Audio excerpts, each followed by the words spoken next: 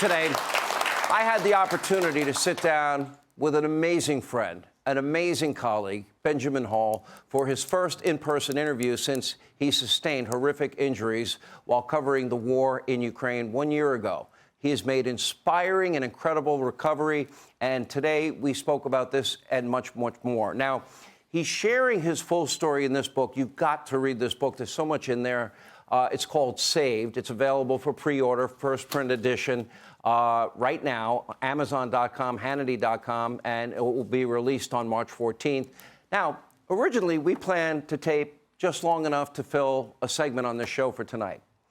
We sat for over an hour, and the story was so riveting, we're going to run it in full tomorrow night. So please watch this interview. He is a hero, he is a friend, he is a colleague, and I learned a lot about courage and heroism today from him.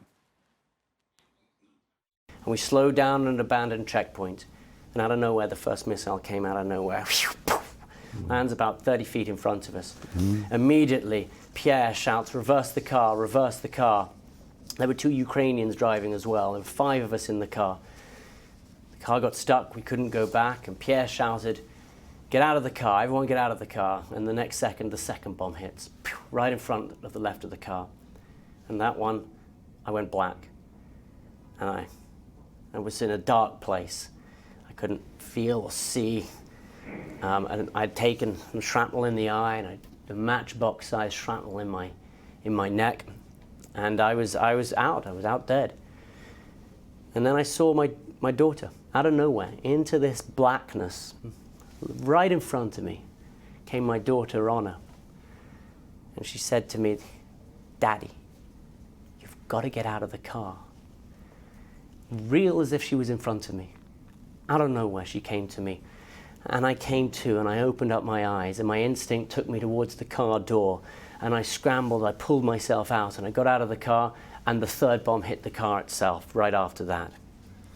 Next thing I know, I wake up, it's thrown me away, I'm on fire, my right leg is gone. I roll around, I try to put And you had lost your foot at that point. I'd lost the foot. The foot had gone. Ironically, I didn't notice it at the time. I was so and then your eye is injured and you're bleeding everywhere. They took pieces out of my skull out.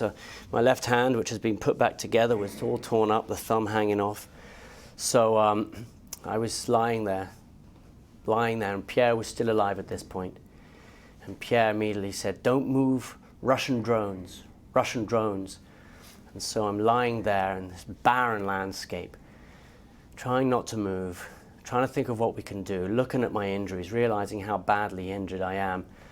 And I get my cell phone out, and no reception. Can't get hold of anyone. No one knew where we were. We'd been moving around a little bit.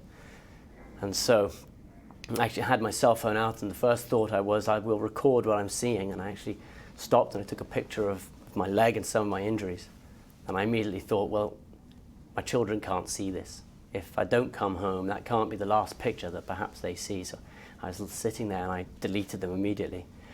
But we lay there for a while longer, and Pierre again, who was lying about 5 feet away from me or so, just lying there, just said, "The Russians, the Russians."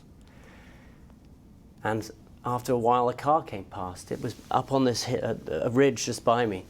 I shouted, "A car, a car," and I started trying to wave at it, trying to get its attention. It didn't see me, and Pierre said, "It's the Russians, it's the Russians." And I said, it doesn't matter. I'm so badly injured, I've got to go. Benjamin joins us tomorrow for the full hour. Hey, Sean Hannity here. Hey, click here to subscribe to Fox News YouTube page and catch our hottest interviews and most compelling analysis. You will not get it anywhere else.